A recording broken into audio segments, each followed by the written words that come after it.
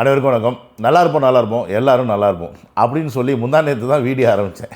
அன்றைக்கி ஈவினிங்கே சளி பிடிச்சிருச்சுப்பா. என்ன பண்ண சொல்கிறீங்க? சரி, இருந்தாலும் பரவாயில்ல, நல்லா இருப்போம் எல்லோரும் நல்லா இருப்போம். அதாவது நம்மலாம் வந்து தளபதிக்கு பிறந்தநாள் செலிப்ரேஷன் பண்ணோம். ஒருத்தர் 20ஆம் தேதி பண்ணாங்க, ஒருத்தர் 21ஆம் தேதி பண்ணாங்க, நேற்று 22ஆம் தேதி சில பேர் செலிப்ரேட் பண்ணாங்க.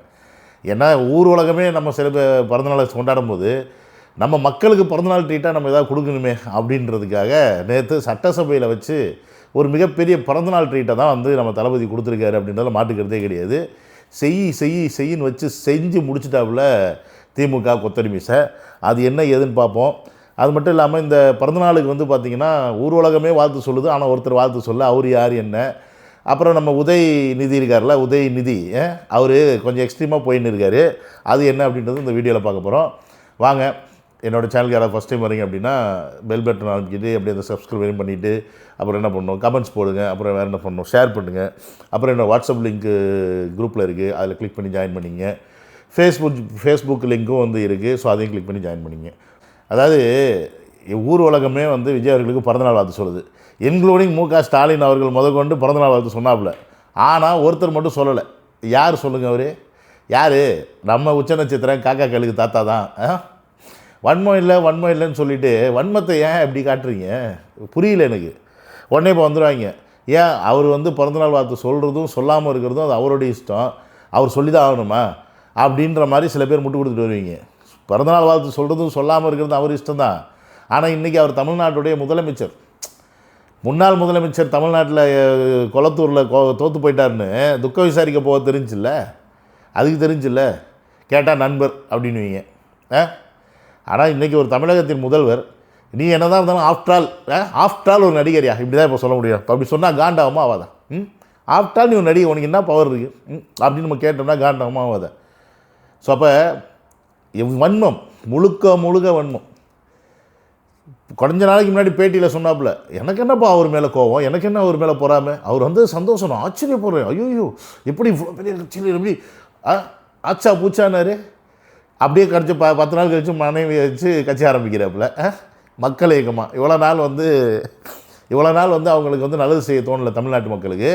ஆனால் இப்போ தளபதினு ஒருத்தர் உள்ளே இறங்கினதுக்கப்புறம் தான் நல்லது செய்ய தோணுதான். ஏம்மா சாமி, முடியல நம்மளால். எந்த அளவுக்கு மக்களை முட்டாளாக்கிக்கிட்டு இருக்காங்கன்னு பாருங்கள். நம்ம இவங்க பின்னாடி போயிட்டுருக்கோம். 75 வயசில் இந்த ஆளுக்கு நம்ம விசில் அடித்து என்னது சில்லறை வாரி அரைச்சிக்கிட்டு இருக்கோம். முட்டா போய மக்க ஒரு பிறந்தநாள் வாழ்த்து சொல்கிறதுல உனக்கு என்ன அப்படி வர குறைச்சல்? நீ விஜய்க்கு சொல்ல வேண்டாம், நடிகர் ஆக்டர் விஜய்க்கு சொல்ல வேண்டாம், சிஎம் ஆஃப் தமிழ்நாடுக்கு நீங்கள் சொல்லணும்ல. நீ ஒரு உச்ச நட்சத்திரம்னு சொல்லிக்கிறீல்ல, நீ அதுக்கு மட்டும் வந்துக்கிறீல்ல, நான் தான் உச்ச நட்சத்திரம்னு. அப்போ அதுக்கு நீ கிளைம் பண்ணிக்கிற மாதிரி, அப்போ அதுக்கேற்ற மாதிரி நீ நடக்கணும்ல, முறையாக நடக்கணும்ல. யாருக்கு மரியாதை? உனக்கு வன்மமே இருக்கட்டும், உனக்கு பிடிக்கலன்னா கூட ஒரு பிறந்தநாள் சொல்ல குறைஞ்சா போச்சு. ஸோ இதுலேருந்து பார்த்து தெரிஞ்சுங்க மக்களே, இவங்கெல்லாம் கூட்டுக்கலவானிங்க, புரியுதுங்களா? தமிழ்நாட்டுக்குள்ளே ஒரு தமிழன் ஆளாக வந்துட்டால் இப்படி தான் பண்ணுவாங்க.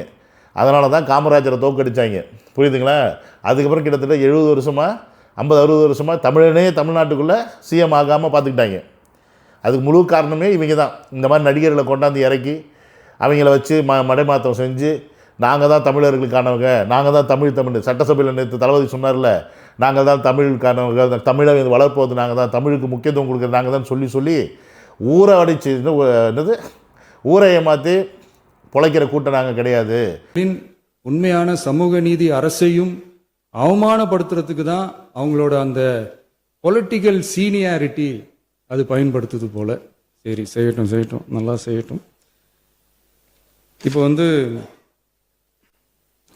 ஆனாலும் நம்மளுடைய மாநில உரிமை, மொழி உரிமை, உத்தம உத்தரர் போல வேஷம் போடுற எதிர்கட்சிக்கு ஒன்றை மட்டும் ஆணித்தரமாக சொல்கிறோம்.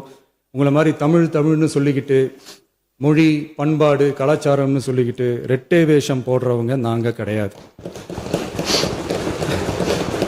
உலகெங்கும் வாழும் என் தமிழ் சொந்தங்களுக்கு நம்முடைய உத்தரவாதம் தமிழ் தான் எங்கள் உயிர் நாடி அப்படின்றத மறக்க மாட்டோம். இப்போவும் சொல்கிறோம், மாநில உரிமையில் எப்பவும் உறுதியாக இருப்போம். அதே சமயத்தில் அரசியல் வேற, ஒன்றிய மாநில அரசுகளுக்கு இடையே இருக்கிற நிர்வாக அணுகுமுறை வேற. இதில் நாங்கள் ரொம்ப தெளிவாக இருக்கிறோம். ஏன்னா நாங்கள் தமிழன், அதனால் நாங்கள் தமிழ் நாங்கள் பேச வேண்டிய அவசியமே கிடையாது. தமிழனாவே அந்த உணர்வு ஆட்டோமேட்டிக்காக வந்துடும்ன்றது தான் அதோட அர்த்தம். ஆனால் இவங்களுக்கு அது கிடையாது. ஸோ இதை நீங்கள் நல்லா புரிஞ்சுக்குங்க. ஒரு தமிழன் தமிழ்நாட்டில் சிஎம் ஆனால் எதிர்க்கலாம் எவன்? உட்காந்து இருக்கிறவங்க ஃபுல்லாக நீங்களே புரிஞ்சுங்க. உங்க அப்பா இங்க தான் இருப்பாருன்னு சொன்னாங்க, அதான் தேடிக்கிட்டு இருக்கேன். எங்க உங்க அப்பாவையே காணோம். எங்களுக்கும் நக்கலா நையாண்டியா சம்பந்தம் இல்லாத குட்டி கதை இதெல்லாம் எங்களுக்கும் பேச தெரியும். அப்புறம் நேற்று இதுதான் சட்டசபையில் நான் என்ன கேட்குறேன், வாயத்திறங்கன்னு சொன்னீங்கல்ல, அவர் தான் சொல்கிறார்லப்பா 5 நிமிஷம் வாயை திறந்ததுக்கே உங்கள் அப்பாவை காணோம், குளத்தூரில் அப்பாவை காணோம் தேடி திரியிறீங்க நீங்கள். இப்போ அவரை உட்காந்து பேசுனா நான் சும்மா நான் 5 நிமிஷம் 10 நிமிஷம் பேசினாவே இங்கே எல்லாம் அரண்டு போகிறீங்க. இதில் பேசுனா என்ன நான் பேசுனா என்னடா பண்ணுவீங்க அப்படின்றது தான் இங்கே இதோட அர்த்தம். அவ்வளோ நேரம் உட்காந்து கேட்டுக்கிட்டு இருந்த சட்டசபையில் அவர் வந்து படித்த விஷயங்கள் எல்லாத்தையும் கேட்டுக்கிட்டு இருந்த உதயநிதி கூட்டத்துக்கு ஏன் டாஸ்மாக் என்னப்பா அது என்ன சொல்லுவீங்க, டாஸ்மாக் ஊழல் பார்ட்டி ஃபண்டுன்னு பொத்துக்கிட்டு எந்திரிக்கிறீங்க. உங்க அப்பா இங்க தான் இருப்பாருன்னு சொன்னாங்க, அதான் தேடிக்கிட்டு இருக்கேன். எங்க உங்க அப்பாவையா காணோம். 5 நிமிஷம் பேசினதுக்கே குளத்தூரி இந்த ஆட்டம் அடிச்சு.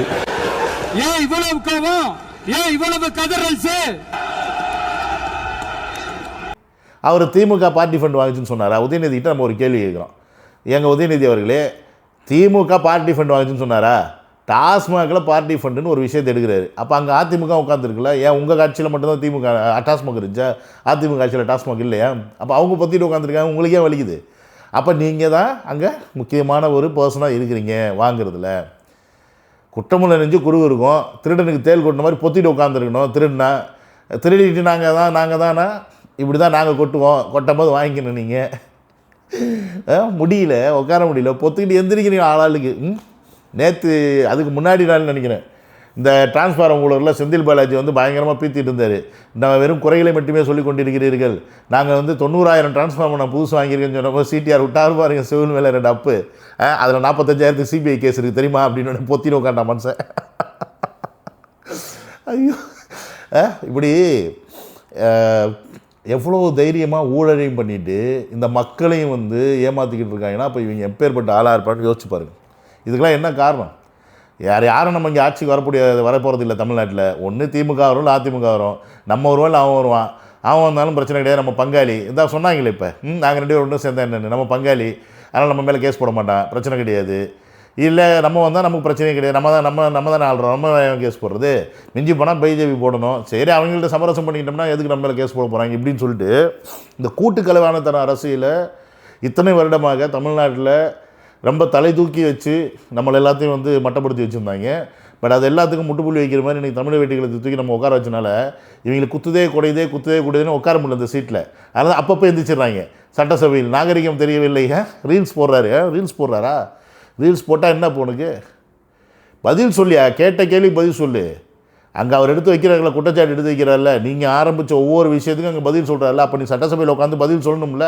ஆதாரமற்ற குற்றச்சாட்டை நீ சட்டசபையில் வைக்கும்போது ஆதாரத்தோடு அதை நிரூபிக்கக்கூடிய எதிர்கட்சியாக இருக்கிற ஆளுங்கட்சியாக இருக்கிற நாங்கள் சொல்கிற விஷயத்தை நீ கேட்கணும். கேட்கலைன்னா அது தப்புனா நீ ப்ரூவ் பண்ணு. எதுக்கு சட்டசபை விட்டு ஓடுற?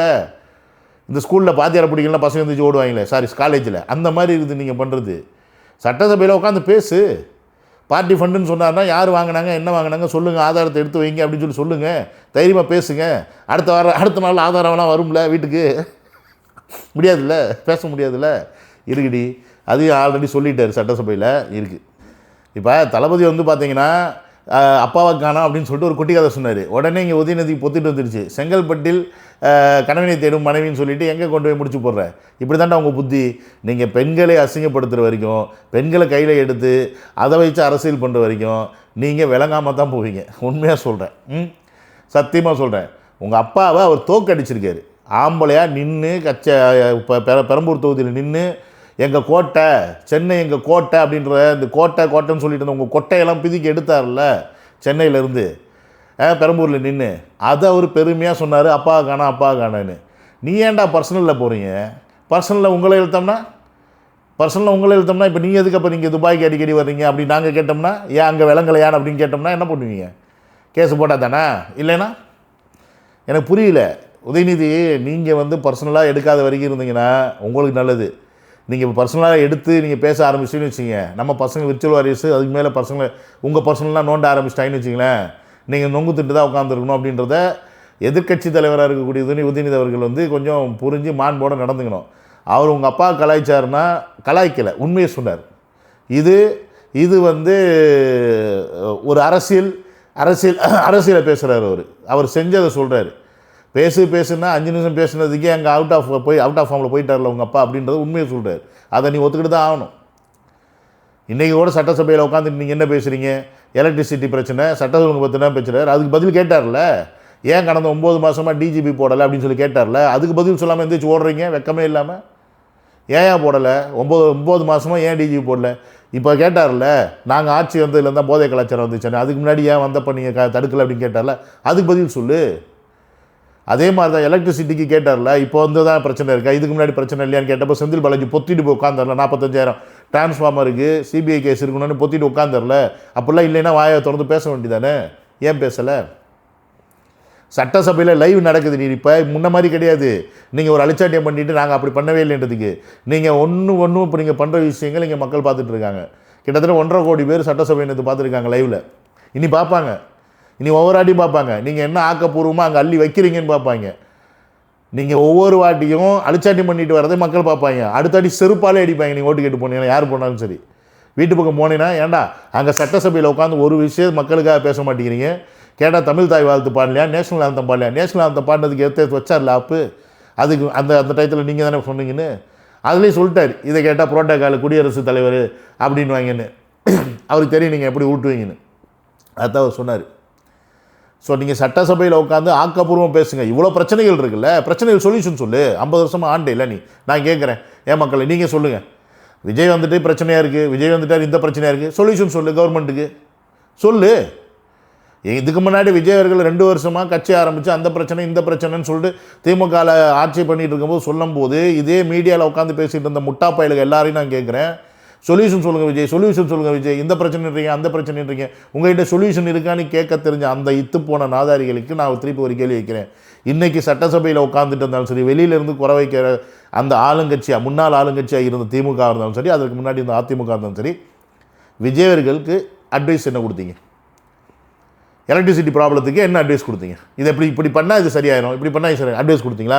ஒரு பரதேசம் அட்வைஸ் கொடுக்கல. ஏன் கொடுக்கல? ஏன்னா உங்ககிட்டே இல்லைடா, நீங்கள் தானே திட்டு தானே பண்ணி வச்சுருக்கீங்க. டாஸ்மாகில் 10 ரூபா வாங்குறாங்கன்னு கிளைம் இருந்துச்சு, சரி அதையே நிறுத்துறதுக்கு அட்வைஸ் கொடுக்கல. சட்ட ஒழுங்கு பாதுகாப்புக்கு போதை பிரச்சனை கலாச்சாரம் தலை தூங்கியிருக்கு, அதை சரி பண்ண அட்வைஸ் கொடுக்கல. ஏன்னா ஆரம்பித்து விட்டதே நீங்கள் தான்டா, எல்லாமே உங்களால் தான்டா ஆரம்பிச்சிச்சு தமிழ்நாட்டில். அப்புறம் எப்பறம் நீங்கள் அட்வைஸ் கொடுப்பீங்க? இன்றைக்கி அதெல்லாம் தடுத்து நிறுத்தணும் ஒருத்தர் வரும்போது உங்களுக்கு அது தலைவலியாக இருக்குது. ஏன்னா நம்ம இவ்வளோ நாள் சம்பாரிச்சிருந்த காசெல்லாம் வீணாக போயிடும், காசெல்லாம் இனி வராமல் போயிருமே. இப்போ இவ்வளோ நாள் சம்பாரித்து வச்ச காசு இனி வந்து ஆட்டை போட்டுருவாங்களே வந்து அரசாங்கம் பேரில், என்ன பண்ணுறது? போடுவார், சொன்னார்ல, இதுக்கு முன்னாடி தொட்டவனே விட மாட்டேன், நாங்களும் தொட மாட்டோம், இனி யாரையும் தொடவும் விட மாட்டோம், இதுக்கு முன்னாடி தொட்டவனையும் விட மாட்டேன்னு சொன்னார்ல. சொன்ன மாதிரி செய்யணும். நான் இப்போ விஜய் அவர்கள்ட்ட வைக்கக்கூடிய ஒரு ரிக்வெஸ்ட். ஆனால் நீங்கள் சட்டசபையில் சொல்லிட்டீங்க, பதிவு பண்ணிட்டீங்க, இது அப்படியே விடக்கூடாது. ஒவ்வொருத்தன் வீட்டுக்கும் ரைடு அடிக்கணும். அடித்து அவங்க இப்போ சம்பாரித்து வச்சுருக்க காசெல்லாம் எடுத்து மக்களுக்கு அரசு கஜானா கொண்டாந்து சேருங்க. அப்போ தான் இவங்களுக்கு உண்மையான தலைமை யார், மக்களுக்கான தலைமை யாருன்னு தெரியும் இவங்களுக்கு. அதை நீங்கள் செய்யணும். அதை இந்த வீடியோவில் நான் கோரிக்கையாக வச்சுக்கிறேன். இனியோ மக்களே, நீங்கள் பார்த்துட்டு தான் இருக்கிறீங்க. இதற்கு முன்னாடி சட்டசபையில் எப்படிலாம் நடந்துச்சு, என்னெல்லாம் பண்ணிட்டு இருந்திருப்பாங்க நீங்கள் பார்த்துருப்பீங்க. சட்டையை கழிச்சிட்டு வந்த ஸ்டாலின்லாம் பார்த்துருப்பீங்க. ஏன்னா அப்போ நமக்கு லைவும் கிடையாது, ஒன்றும் கிடையாது, கொஞ்சம் போடுவாங்க அப்புறம் நிறுத்திடுவாங்க. ஆனால் இப்போ சட்டசபையில் முழுசாக லைவ் போடுறாங்க. ஸோ அப்போ இங்கே யார் உண்மையாக பேசுகிறாங்க, யார் மக்களுக்கு பேசுகிறாங்க, யார் மக்களுக்கு விரோதமாக பேசுகிறாங்கன்றது நீங்கள் பார்த்துட்ருக்கீங்க. ஸோ உங்களுக்கான தலைவரை தேர்ந்தெடுக்க வேண்டியது உங்கள் கையில் தான் இருக்குது. என்கிட்ட இந்த வாட்ஸ்அப்பில் சொல்கிறீங்கள, எங்கள் ஏரியாவில் லைட்டு சரியாக இல்லை, எங்கள் ஏரியாவில் தண்ணி சரியாக இல்லை. அப்போ உங்கள் ஏரியாவில் எம்எல்ஏ டிஎம்கே காரனாக இருப்பான், இல்லை ஏடிஎம்கே காரனாக இருப்பான். நீங்கள் தானே செலக்ட் பண்ணீங்க, நீங்கள் தானே ஓட்டு போட்டு ஏடிஎம்கே காரன் டிஎம்கே வர வச்சிங்க, அனுபவிங்க அப்படின்னு தான் நான் சொல்லுவேன். அப்போ என்ன பண்ணணும்? உங்களுக்கான தலைவன் யார் அப்படின்றத தெரிஞ்சுக்கிட்டு தேர்ந்தெடுக்கணும். காசை வாங்கிட்டு திருப்பி திமுக அதிமுகன்னு ஓட்டு போட்டிங்கன்னா அல்லோல கட்டுப்பட்டு தான் திரியணும் அப்படின்றத சொல்லி இந்த வீடியோ முடிச்சுக்கிறேன். சுயநலந்த வீடியோவில் டேக் கேர் பை.